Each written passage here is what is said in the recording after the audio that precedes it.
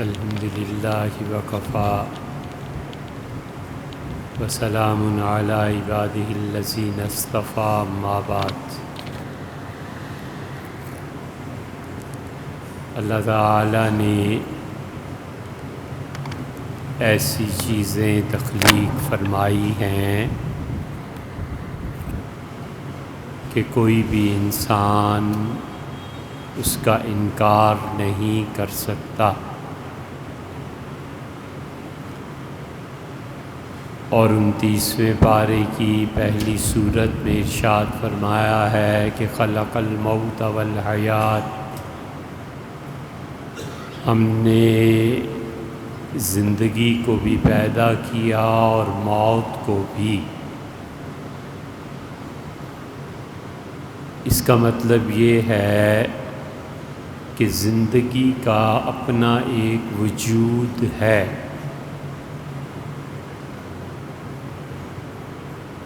اور موت کا بھی اپنا ایک وجود ہے۔ بالکل ایسے ہی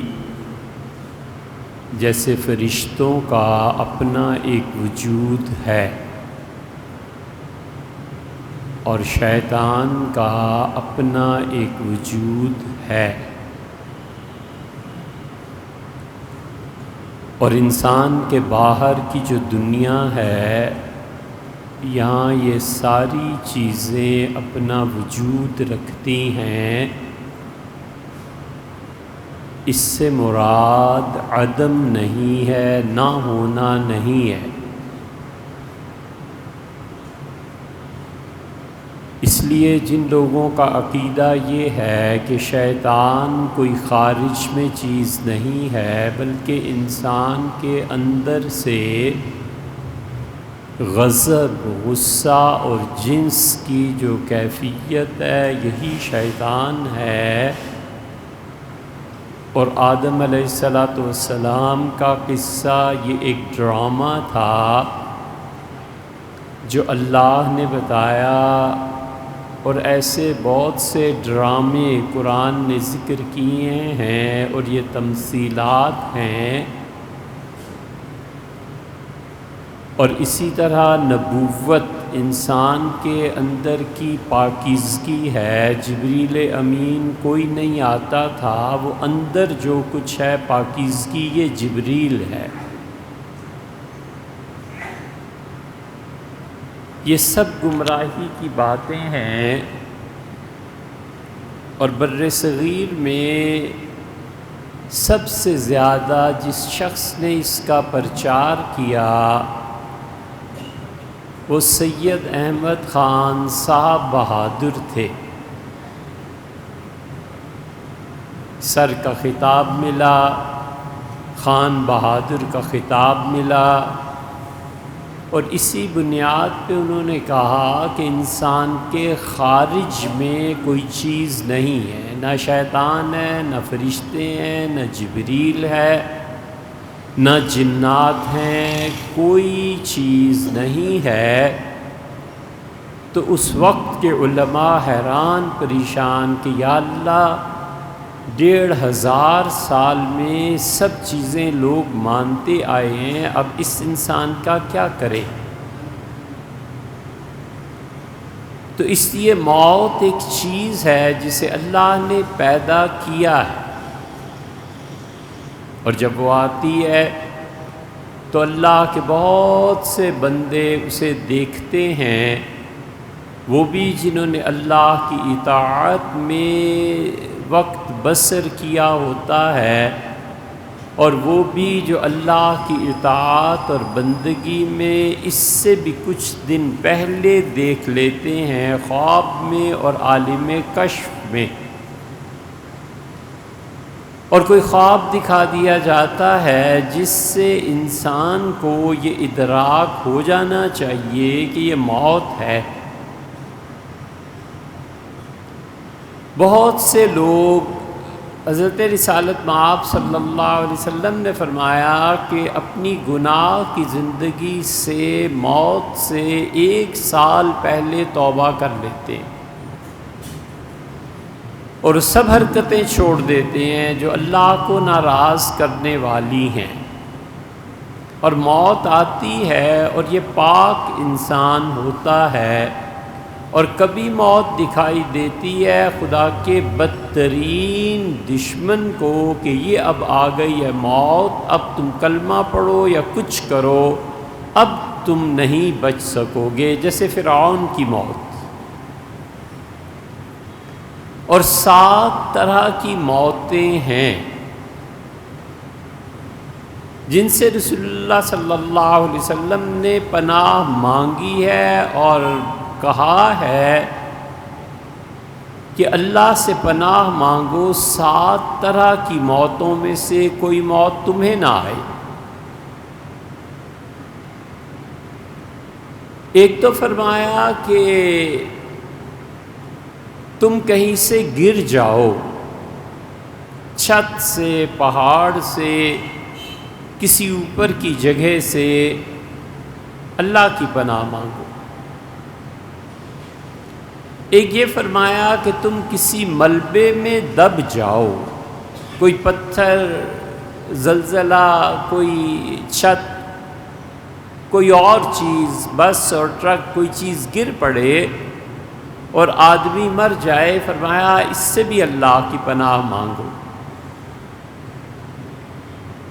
تیسری موت جس سے فرمایا اللہ کی پناہ مانگو وہ یہ کہ دشمن کے مقابلے میں تم بھاگ جاؤ، بھاگ رہے ہو اور پیچھے سے تمہیں دشمن آ کے مار۔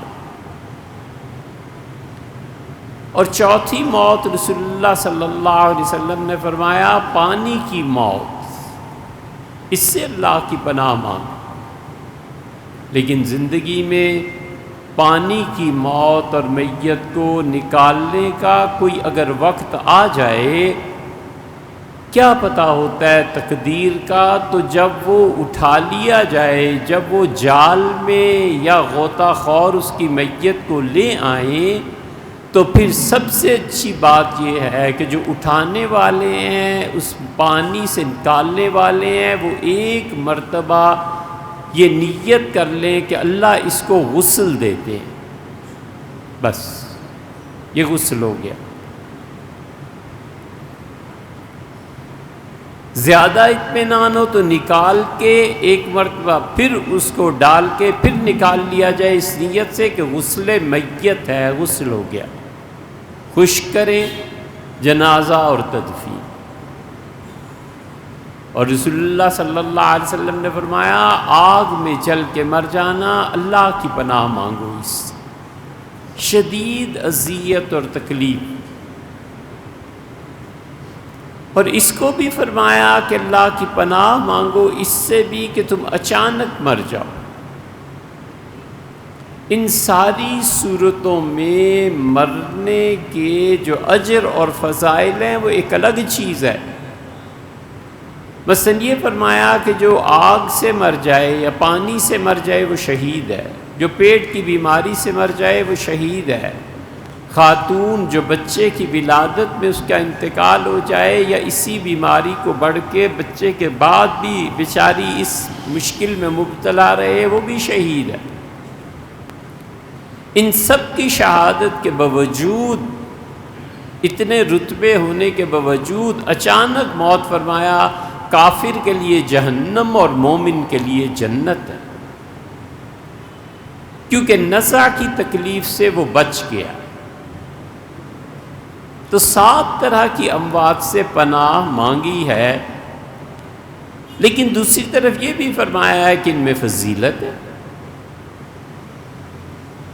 یہ دونوں چیزیں جمع فرمائی، اور اسی لیے رسول اللہ صلی اللہ علیہ وسلم، صحابہ کرام رضی اللہ عنہ کہتے ہیں کہ عام طور پہ جو دعا فرماتے تھے اللہ تعالیٰ سے عرض کرتے تھے کہ اللہ مجھے صحت کی حالت میں رکھ، اور اللہ میرے باطن کو پاک حالت میں رکھ، اس لیے کہ ہر چیز کی ناپاکی الگ الگ ہے،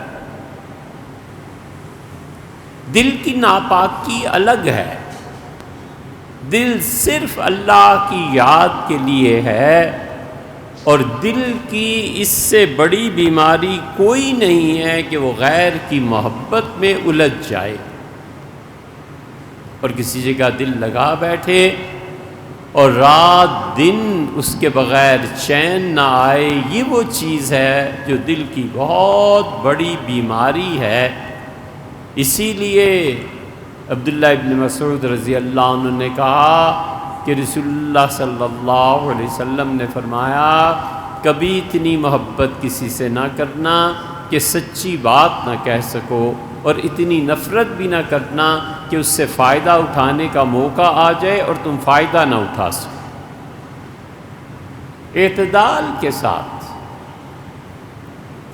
صحیح چیز کے ساتھ۔ مجبوریاں ہوتی ہیں لوگوں کی، اور لوگوں کی بہت سی مجبوریاں ایسی ہوتی ہیں جن کا اعتبار کر لینا چاہیے کہ یہ مجبور ہے۔ حضرت انس بن مالک رضی اللہ عنہ رسول اللہ صلی اللہ علیہ وسلم کے خادم تھے، اور جب حجاج ابن یوسف نے ان کے ہاتھوں پر اور ان کے گردن پر لوہے کی ایک سٹیمپ، ایک مہر تھی، آگ میں تپا کر لگا دیتے تھے، جب وہ لگائی تو انہوں نے دونوں ہاتھ بلند کیے اور انہوں نے کہا ان دونوں ہاتھوں سے میں نے 10 سال حضور صلی اللہ علیہ وسلم کی خدمت کی ہے، اور کوئی چیز پلانے کی ایسی نہیں ہے حلال ہو اور میں نے پلائی نہ ہو حضور صلی اللہ علیہ وسلم کو، اور آج حکومت مجھے اپنا باغی تصور کر کے میرے ہاتھوں اور گردن پر مہر لگا رہی ہے۔ عمر بن عبدالعزیز رحمۃ اللہ علیہ مدینہ منورہ میں 10 سال گورنر رہے، اور جب وہ جا رہے تھے دوسرے مقام اور صوبے میں تو مدینہ منورہ کے بڑے بڑے علماء اور تابعین کے پاس حاضر ہوئے اور کہنے لگے کہ رسول اللہ صلی اللہ علیہ وسلم نے فرمایا تھا کہ میرے شہر میں منافق نہیں رہیں گے، کیا میں منافق ہو گیا ہوں کہ حکومت نے یہاں سے اٹھا کے وہاں بھیج دیا؟ لوگوں نے یقین دلایا کہ آپ ایسے نہیں ہیں۔ انس بن مالک رضی اللہ عنہ نے کہا میں نے اتنے اطمینان اور سکون کی نماز کسی کے پیچھے نہیں پڑھی جتنی عمر بن عبدالعزیز رحمۃ اللہ علیہ کے پیچھے، کہ یہ رکوع اور سجدے میں تسبیحات کہتے تھے اور ہم کے پیچھے 10 مرتبہ اللہ کی تسبیح بیان کرتے۔ کوئی نماز جو سنت کے مطابق پڑھائی جائے گی طویل نہیں ہے۔ اس لیے رسول اللہ صلی اللہ علیہ وسلم نے جو منع کیا ہے کہ لوگوں کو لمبی نمازیں مت پڑھاؤ، تو وہ نمازیں مراد ہیں جو رسول اللہ صلی اللہ علیہ وسلم کی سنت سے ہٹی ہوئی ہیں۔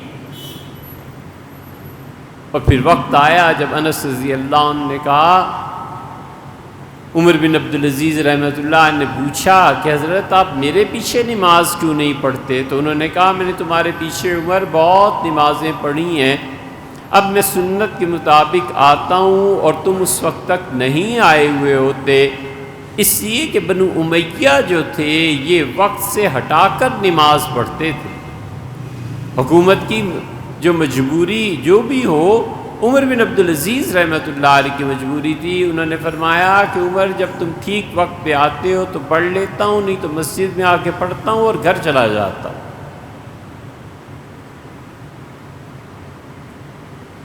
اس لیے کہ نماز اس کو خراب کرنا اور اس میں ملاوٹ کرنا یہ الگ، اس کو ناپاک کرنا ہے،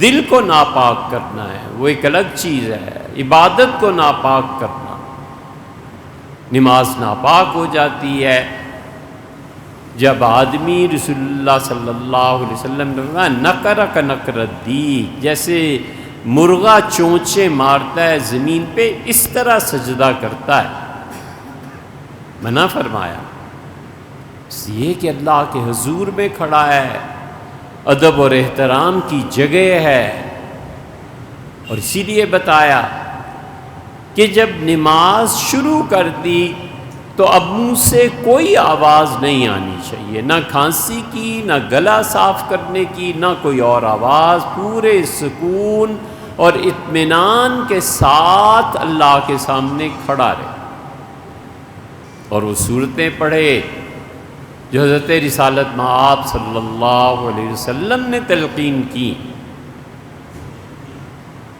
کتنی آسان سی بات ہے کہ رسول اللہ صلی اللہ علیہ وسلم سنن موقدہ میں پہلی رکعت میں قل یا ایھا الکافرون پڑھتے تھے اور دوسری رکعت میں قل ھو اللہ پڑھتے تھے۔ آسان سی بات۔ فجر کی 2 سنتیں رسول اللہ صلی اللہ علیہ وسلم عام طور پہ پہلی رکعت میں قل یا ایھا الکافرون اور دوسری میں قل ھو اللہ پڑھتے تھے، اور حضرت عبداللہ ابن عمر رضی اللہ عنہ وغیرہ کہتے ہیں کہ میں نے 20 یا 25 مرتبہ سنا جب وہ آہستہ آہستہ قرات فرماتے تھے تو قل یا ایھا الکافرون پہلی رکعت میں اور قل ھو اللہ احد دوسری رکعت۔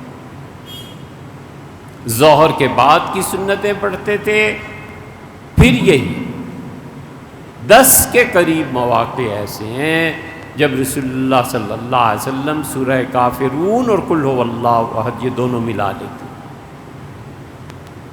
مغرب کے بعد بھی یہی پڑھتے تھے، عشاء کی جو 2 سنتیں ہیں ان میں بھی یہی پڑھتے تھے، احرام باندھتے تھے اور 2 رکعتیں جو احرام کے لیے پڑھی جاتی ہیں ان میں بھی یہی پڑھتے تھے، رات کو سونے سے پہلے بھی یہی پڑھتے تھے، تہجد جب شروع کرتے تھے تو یہی 2 سورتیں 2 رکعتیں پڑھتے۔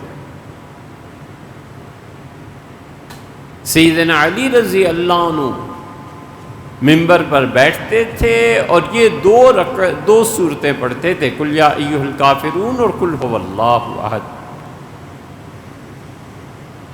اس لیے 2 خطبوں کے درمیان رسول اللہ صلی اللہ علیہ وسلم کون سی سورتیں پڑھتے تھے؟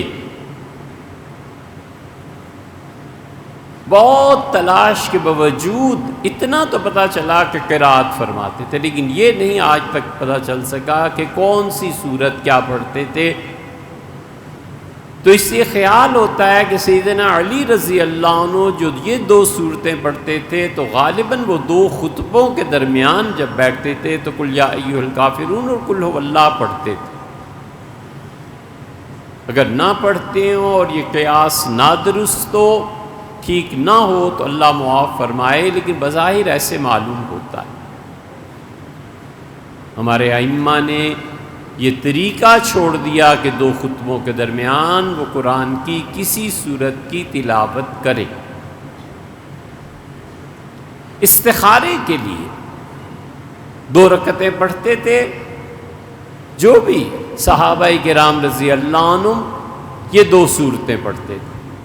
یہ سب کی سب چیزیں ایسی ہیں جو انسان کے لیے سہولت بھی ہے، خدا کی توحید کا پیغام بھی ہے اور رسول اللہ صلی اللہ علیہ وسلم کا اتباع بھی ہے۔ بس ایسی نمازیں جو سنت کے مطابق پڑھی جائیں وہ کوئی طویل نہیں ہوتی۔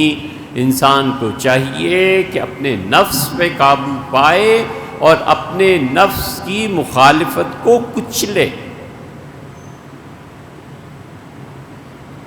اللہ نے فرمایا وَنَفْسٍ وَمَا سَوَّاهَا، اور ہمیں قسم ہے انسان کے نفس کی اور جو اس نے برابر رکھا ہے۔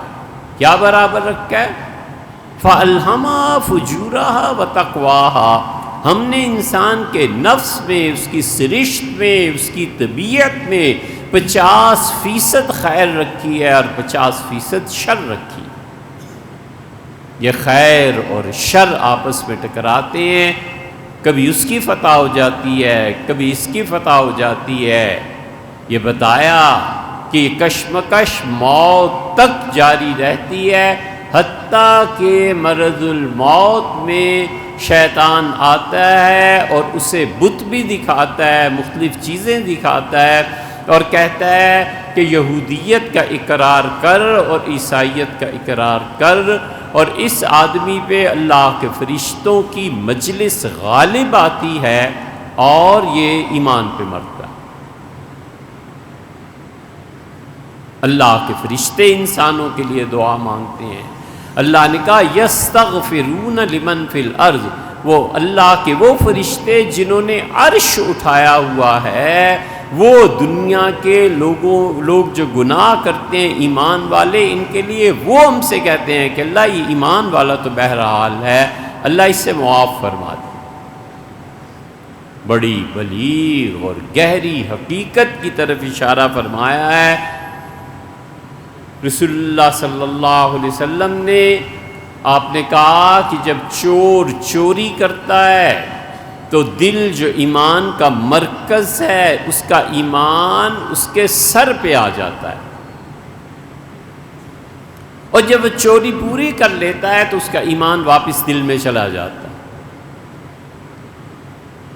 اور دوسری حدیث حضور صلی اللہ علیہ وسلم نے غالباً بس دو ان کاموں کے متعلق فرمایا کہ انسان کا دل ایمان اس سے نکل جاتا ہے، ایک چوری اور ایک بدکاری۔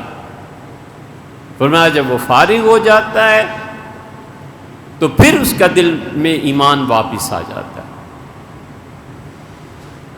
سر پہ کیوں آ جاتا ہے ایمان؟ یہاں پہنچ کے قدر ہوتی ہے ابن عربی کی، اور یہاں پہنچ کے قدر ہوتی ہے حضرت مجدد کی اور ان لوگوں کی جنہوں نے تصوف کی انتہا تک کا سفر کیا تھا رحمہم اللہ۔ فقہا نے بہت زور اس پہ لگایا ہے، لیکن بالآخر آئے ہیں صوفیہ پہ، اور ابن عربی رحمۃ اللہ علیہ نے کہا اس لیے کہ یہ دونوں چیزیں ایسی ہیں، اللہ کے سب سے بڑا حق عفت اور پاکیزگی ہے۔ جب یہ اپنی پاکیزگی کو کھو دیتا ہے تو پھر اللہ کا حق بنتا ہے کہ اپنا عذاب اس پہ نازل کرے، اور بندوں کے حقوق میں سے سب سے بدتر چیز اس کے مال کی چوری ہے۔ یہ اتنی بڑی چیز ہے کہ خدا کا حق بنتا ہے کہ اس پہ خدا کا غضب نازل ہو جائے، مگر ایمان اس کے سر پہ آ جاتا ہے کہ اللہ بھی میں موجود ہوں، بہرحال جو بھی ہے، لیکن اللہ ہی مسلمان ہے۔ اس لیے رسول اللہ صلی اللہ علیہ وسلم تلقین فرماتے تھے اللہ کے ذکر کی، اللہ کی یاد کی، کہ کس طرح ایمان سلامت رہتا ہے۔ فرمایا روزانہ 200 مرتبہ یہ کہا کرو کہ لا الہ الا اللہ وحدہ لا شریک لہ لہ الملک ولہ الحمد وہو علی کل شیء قدیر۔ فرمایا 100 مرتبہ صبح پڑھا، 100 مرتبہ شام کو پڑھا کرو لا الہ الا اللہ وحدہ لا شریک لہ لہ الملک ولہ الحمد وہو علی کل شیء قدیر۔ اور فرمایا تم دیکھو گے اس دن دنیا میں جتنی بھی نیکیاں لوگوں نے کی ہوں گی، سب سے اوپر تمہارا نیکی میں نام آئے گا، ہاں مگر وہ آدمی جو تمہارے برابر کا ہو وہ بھی تمہارے برابر کا نام لکھا جائے گا۔ یعنی کوئی اور عمل، مثلا 10 آدمی یہ عمل کرتے ہیں تو سب کے نام برابر ہو۔ میں 200 مرتبہ پڑھوں۔ اسی لیے عصر کی نماز کے بعد کو ترجیح دی کہ عصر کی نماز کے بعد پڑھو،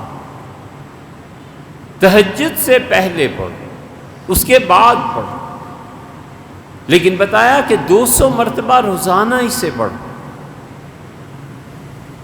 سونے سے پہلے رسول اللہ صلی اللہ علیہ وسلم سے کسی نے پوچھا کہ اللہ کے رسول سونے سے پہلے کیا پڑھوں؟ تو آپ نے فرمایا یہ قل یا ایھا الکافرون پڑھ کے سویا کر، پڑھ کے اپنے بستر پہ جا، فإنھا براۃ من الشرک، یہ شرک سے کلی بیزاری ہے، ٹوٹلی آدمی اللہ کے علاوہ غیر کی عبادت سے الگ ہو جاتا ہے۔ یہ وہ چیزیں ہیں جو نفس انسانی پر بوجھ بنتی ہیں۔ آپ نے کہیں سے سن لیا اور دل خوش ہو گیا، 2-4 دن عمل کیا، اب نفس کی ریزسٹنس شروع ہوتی ہے کہ نہ کرو، چھوڑو، نیند آ رہی ہے۔ یہ موقع ہے خدا کی رحمت کا، جب اپنے نفس پہ قابو پا کے اسے کہتا ہے کہ نہیں یہ کام تو ہر صورت میں کرنا ہے۔ اب اللہ کی خاص رحمت اس کی طرف توجہ کرتی ہے کہ میرے بندے نے میرا ساتھ دیا ہے بجائے اس کے کہ میرے دشمن کی پیروی کرتا، اس نے پاکیزگی کو اختیار کیا ہے، بالکل ٹھیک ہے، اسی لیے اللہ اس کو ثواب بھی دے گا۔ اور رسول اللہ صلی اللہ علیہ وسلم نے اسی لیے فرمایا کہ تم میں سے جو آدمی صبر کر کے اللہ سے پاکیزگی کو مانگے گا، اللہ اسے پاکیزگی دے دے گا۔ اور آپ نے فرمایا عفو، ہمیشہ پاک رہنا، جب تم پاک رہو گے تو تمہاری عورتیں بھی پاک رہیں گی۔ بڑی گہری بات فرمائی ہے کہ جب گھر میں، محلے میں کسی جگہ پتہ چلے گا کہ یہ دین کے صرف نام ہی ہیں وگرنہ تو صاحب خود پاک نہیں ہے، تو اس کو ناپاکی کی حرکتیں کرنے سے کون منع کرے گا؟ ڈر اٹھ جائے گا نا کہ ذرا اسے بولنے دو، پھر میں تمہیں بھی بتاؤں گی کہ تمہارے کیا کرتوت ہے۔ فرمایا پاک رہو، تمہاری عورتیں پاک رہیں۔ اسی لیے رسول اللہ صلی اللہ علیہ وسلم زور دیتے تھے اس بات پہ کہ لوگ اللہ کی عبادت، تنہائی، عفت، صبر، ان چیزوں کی طرف لوٹیں، کیونکہ انسان در حقیقت جس چیز کا مجموعہ ہے وہ اس کی روح کی پاکیزگی ہے اور استقامت ہے، اور اپنی شخصیت کو بہتر سے بہتر بنانا ہے۔ اللہ ہی جانتا ہے لوگ باولے ہو گئے ہیں، پاگل ہو گئے ہیں، ایسی ایسی کتابیں مارکیٹ میں، یہاں تو کم لیکن امریکہ، انگلینڈ، فرانس وغیرہ میں ہم دیکھتے رہے کہ 7 ہیبٹس، 10 ہیبٹس، یہ 10 عادتیں اختیار کر لو، یہ 7 عادتیں اختیار، یہ 3 عادتیں اختیار کرو، تمہاری زندگی پرسکون گزرے گی۔ کیا اتنا دیوالیہ نکل گیا ہے؟ کیا اتنے فقرے ہو گئے ہیں؟ کیا اتنا فاقہ پڑ گیا ہے کہ حضور صلی اللہ علیہ وسلم کے در پر جا کر ان سے پوچھنے کی بجائے ہم ان سے پوچھیں کہ کیا چیز کرنی ہے اور کیا نہیں کرنی؟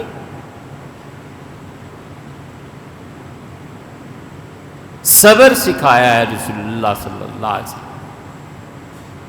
طلحہ رضی اللہ عنہ کھڑے ہوئے اور رسول اللہ صلی اللہ علیہ وسلم غزوہ احد میں تھے، یہ شخصیت کی تعمیر ہے۔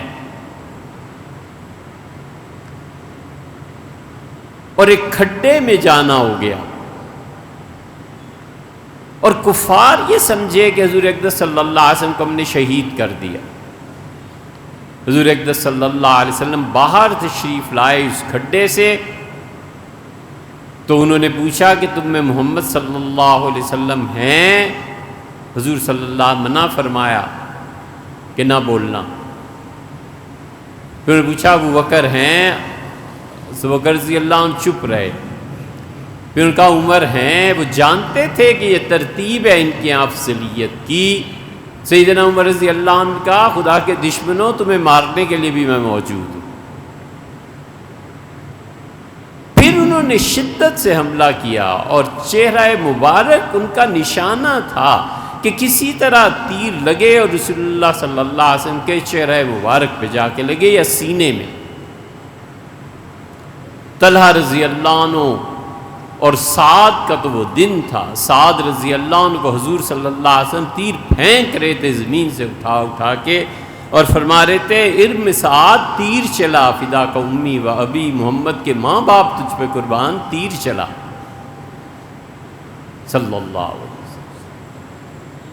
اور طلحہ رضی اللہ عنہ بازو اوپر کرتے تھے اور نیچے، اوپر اور نیچے، جہاں سے تیر آتا تھا ایک وقت میں کھڑے ہو کے 70 تیر انہوں نے ایک بازو پہ کھائے اور بازو بالکل شل ہو گیا۔ اور ایک مرتبہ کہا اف، حضور صلی اللہ علیہ وسلم میں یہی دیکھ رہا تھا، اگر تم اف نہ کہتے اللہ کے فرشتے لوگوں کے سامنے تمہیں اٹھا کے آسمان پہ لے جاتے، لوگ دیکھ لیتے کہ فرشتے کیا ہو۔ یہ صبر کا مقام ہے، استقامت کا مقام ہے، جم جانے کا مقام، غیرت بھی ہے۔ حضرت رسالت مآب صلی اللہ علیہ وسلم کے گھر میں ایک لکڑی تھی چپٹی سی، اور کمر مبارک پہ کبھی خارش کوئی چیز تو اس کو استعمال فرماتے تھے۔ تو رسول اللہ صلی اللہ علیہ وسلم اپنے گھر میں ہیں، نظر جو پڑی تو ایک سوراخ ہے چوکھٹ کے ساتھ، اور اس کو آپ نے دیکھا تو اس میں ایک انسانی آنکھ نظر آئی، وہ جو تھا اندر جھانک رہا تھا۔ وہاں حضور صلی اللہ علیہ وسلم کی اہلیہ ہیں، تشریف فرمایا، خود نبی کریم صلی اللہ علیہ وسلم ہے، تو آپ نے سرما لگانے کی جو سلائی تھی وہ لی اور دروازہ کھولا اور باہر غصے میں آئے، اور آپ نے فرمایا کہاں گیا ہے وہ جو میرے گھر کے اندر جھانک رہا تھا، مجھے مل جائے میں اس سلائی کو اس کی آنکھ میں گھسے۔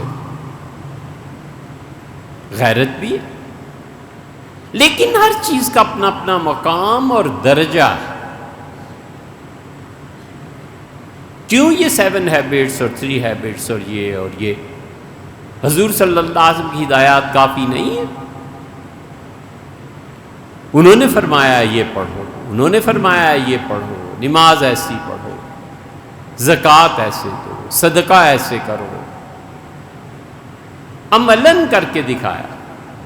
حضرت عباس رضی اللہ عنہ کے بیٹے کہتے ہیں کہ مجھے حضور صلی اللہ علیہ وسلم نے بھتیجا ہے میں ان کا، یعنی عباس چچا تھے تو چچا کا بیٹا بھائی ہوا، تو بھائی حضور صلی اللہ علیہ وسلم کے ظاہر ہے کہ بہت چھوٹی عمر کے تھے، وہ کہتے ہیں میں بالکل جوانی کے آغاز میں تھا، اور رسول اللہ صلی اللہ علیہ وسلم سفر فرما رہے تھے مینا سے،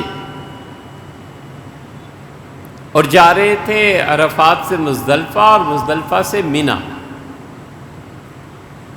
تو مجھے اپنے سامنے بٹھا لیا،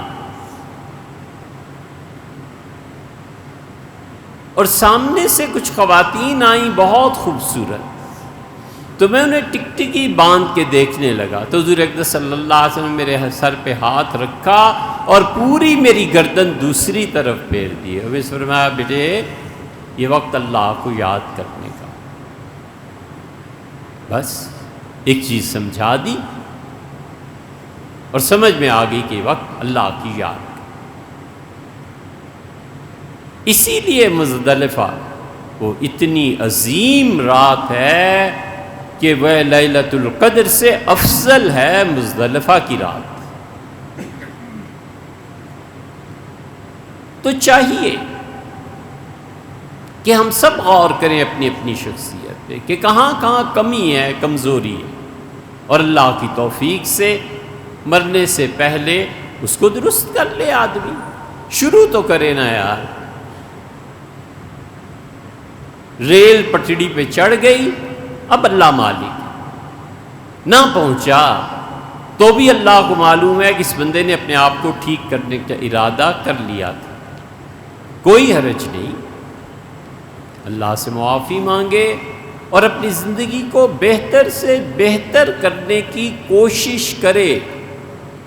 اسی لیے رسول اللہ صلی اللہ علیہ وسلم نے بڑی سختی سے یہ حکم دیا ہے کہ جو ممبر ہے نا اس پہ بیٹھنا اتنا آسان نہیں ہے، تاکہ یہاں سے تعلیم دی جائے اور تعلیم پھیلے۔ یہ تھوڑا ہی ہے کہ 4 تقریریں یاد کر لیں اور پھر سارا سال لوگوں کو بھی یاد ہو جاتا ہے کہ اب یہ جملہ آئے گا اس کے بعد۔ یہ تعلیم کے لیے سیدنا ابراہیم علیہ السلام پہ اگلا جمعہ جو ہے اس پہ پھر یہی بات کریں گے، اور پھر اس کے بعد حضرت ابراہیم علیہ السلام سے تاریخ شروع کریں گے۔